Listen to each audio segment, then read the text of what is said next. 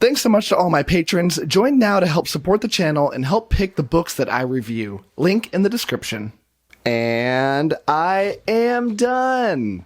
Okay, so I just got done reading Grave Empire. This is book 1 in the Great Silence series by Richard Swan, and I want to give you my unedited thought on finishing this book, which was literally just right now. So, yeah, dope. So this is so good. It's so easy, 5 out of 5, and in a really big... not really big, a little bit of a surprise, quite frankly, on how good this book really is. So, backing up a little bit, Richard Swan, who is one of those fantasy authors that is really up and coming. Not up and coming like, oh, they're this indie author and you should check them out and they've got this slow building audience, but one of those like, this is a published author that obviously the publishing houses are really trying to blow up. And you can tell behind the scenes when you're a book reviewer because of how aggressive the publishers get with you, and repeatedly sending you emails and talking to you and giving you invites and all this stuff when they're trying to make a big push. Think like J. Kristoff and Joe Abercrombie, that kind of stuff in terms of what the publishers are trying to do. And it's Orbit in this case, who is the publisher. But you know, he wrote the Empire of the Wolf trilogy, which was extremely good and hugely popular. Not like enormous, but like it felt like really put this guy on the map. He was an author, I believe he's written other stuff before. But his series before was about this world I don't know if the world, it's not the world, I don't know what the world's name, but the 𝐶𝐸 Empire. And that's where the book takes place in the previous one. And it's about this, the Justice of Kings is the first book, and I forgot what the next two are called. It's a trilogy. But it's about this traveling judge that uses magical abilities to determine whether people are telling the truth or not by talking to the dead and talking to the afterlife. And the plot kind of gets out of control at that point, and an empire takeover and big geopolitical decisions, but every book got worse, in my opinion, in that series. And by the time the final book came out, I really didn't like the final book. And my problem with that series is that I felt like the writing was incredible. I felt like the pages just oozed with class. And the way that he writes, it honestly reminds me in this Joe Abercrombie kind of style where I just end up smiling at how witty he is and how fun the writing is, even when dark things are happening.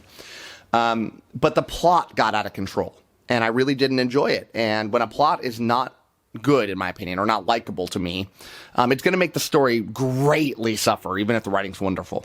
And so when I did that review of the final book, I said that I know that I'm going to end up liking more Richard Swan, but this wasn't it. And I can't wait to see what he has next and see if he can rekindle the magic that the Justice of Kings had. And I'm happy to say that he wrote a book better than Justice of Kings. I mean, this thing is wonderful. It takes place in the same world, but hundreds of years later when everything is different. You know, the world powers are still there, but none of the characters are still there. And in fact, the 𝐶𝐸 Empire, who was using magic continually because of the events in the first series, no longer uses magic. This series, all of a sudden, people find out that magic is gone, that no longer are you able to talk to the afterlife. And there's a mystery about why it seems to be gone. There are 3 main characters in the story. Really follows one of them, though. This woman, this young second in charge as an ambassador to these like mermen people. She's a human for the 𝐶𝐸 Empire, but she's an ambassador to these people. She's never actually met them, but it's a very tenuous relationship between them. But that's her initial role in the story. You've got this other guy who is like a duke sort of man, but he's the comedy of the story, dark comedy of the story. But you get his story every now and then. I don't want to spoil anything that happens with him, but it's very dark.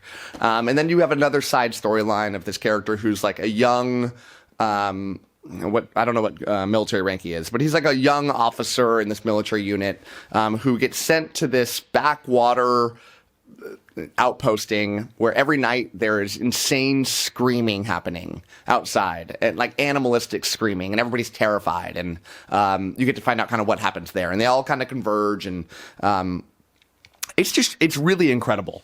The plot really had me on the edge of my seat the entire time. I can't ruin anything for you, but it is gripping. I mean, it goes from these deeply political backstabbings and, you know, the ever evolving political landscape and trying to find out and how to get your place in it, to these world ending events, to these enormous sieges and huge battles and seeing these different creatures. And it's got these horrific horror elements to the story that just, you know, have fun trying to read this in the middle of the night.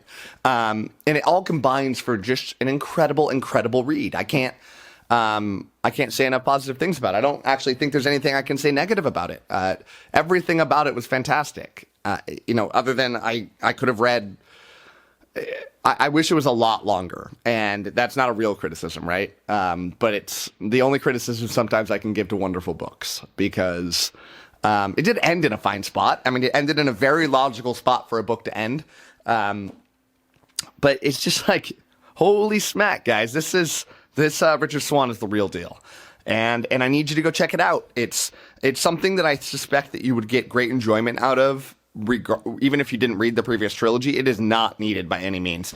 You get the smallest amounts of Easter eggs that aren't even important. I mean, I could think of some series that, without ruining anything, I think the big one I would think like this is the Lifeship Traders trilogy that's set in the Realm of the Elderlings by Robin Hobb.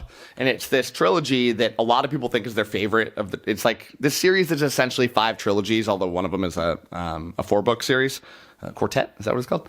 And but one of the trilogies I think is a fan favorite, and a lot of people think you should read it first just to see if you'd like the series, because it's not super connected to the other ones. But there are some major Easter egg moments that it would be better to read the first one first. This one, not really. It's just a couple little flavorful things. And by a couple, I mean literally, I only remember a couple moments where they even referred to some things that didn't matter. And they gave enough context to where they basically told you everything anyways. So yeah, don't read Empire of the Wolf. Go read this. Go check this one out. Empire of the Wolf's great. But if you like this, then read the other one for some backstory. But this is the Grave Empire is the one you need to be checking out. And I'd say like the only people I would recommend this away from are the people that really don't like these darker horror type elements in their books. And I'm really using this horror comments intentionally, right? Because I use the word grimdark a lot. This is not a grimdark book. There's hope at the end of the tunnel. There is good things happening here. There are good characters here trying to do the right thing. But there are these moments that feel ripped out of a horror movie and that are trying to scare you, not through the use of blood and guts, but through the use of tension. And it works really, really, really well. So check it out. I know you're going to like it. And let's talk about it. So there's my review. Hope you'd enjoy it. Thanks so much. And as always, happy reading to you. Thanks again to all my patrons, with a special shout out to my Ascendant tier and Librarian tier patrons: Amy, Alex P, Anna G, Brady K, Doust, Darren, Jerry, Jonathan, Nev's Book Channel, Ron Reich, Ryan L, Sydney Baker, Anna, Blair, Eric Cannon, Joe UK, Kat Mick, Ricky Iman, and Sky. Thanks for sticking to the end of this video, and if you want to watch some more content from my channel, click over here and I've got some good videos for you. Thanks so much.